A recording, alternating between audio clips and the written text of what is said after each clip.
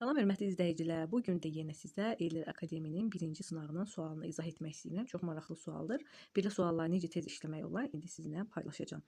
Sual işarəsinin yerinə yazıla biləcək sözü müəyyən edin. Biz görürük ki, 3 dənə xüsusiyyət var. İndi biz hər bir xüsusiyyəti oxuyub həmin hansı söz uyğun gəlmirsə onu çıxırıq ki, daha tez yerinə yetirmiş olaq. Qarşılığı olmayan samit yoxdur. Qarşılığı olmayan samit, əvvəlcə biz yadımıza salaq. Qarşılığı olan samitlər, qarşılığı olmayan samitlər hansıları idi? L, M, N, R və H da yadımızdan çıxmasın, bir də H. İndi baxaq, deyir ki, qarşılığı olmayan samit yoxdur. Yəni L, M, N, R, H yoxdur. Tullanmaq burada var, A getdi, avtomatik. Başdıq. Baxın, burada L, D kimi tələffüz olunur, D. Q isə X kimi. Ona görə burada bunu hələlik saxlayırıq. Legioner, legioner belə tələffüz olunur. Burada L var təbii ki. Gözdük, burada da D, L, D kimi tələffüz olunur. Bir də Q-da X kimi.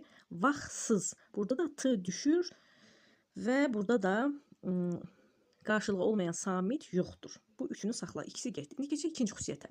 İki kar samit yanaşı işlənib. İki kar samit. Baxın, başdıq dedik. Burada yoxdur. İki kar samit yoxdur. Gözdük. Burada da yoxdur. Baxın, Z, D. İki dənə cingilsiz samit var burada. Bu da getdi. Vaxtsız. Burada X var. Bir də nə var? S. Yanaşı X və S olduğundan cavabımız olur. Əslində C bəndi. İndi sonuncu xüsusiyyətə də baxaq. Kar və cingilsiz samitlərin sayı eynidir. Yenə də deyirəm, vaxtsız sözündə T-nı yəni səs düşümü var burada. V və Z. Baxın, V, Z oldu cingiltili. İki dənə X və S da oldu kar. İki kar, iki cingiltidir. Bu da doğru fikirdir. Hər üç qaydanı ödədiyi üçün cavabımız oldu C bəndi. Əgər yararlı oldusa, bəyənini paylaşmağı unutmayın. Sağ olun.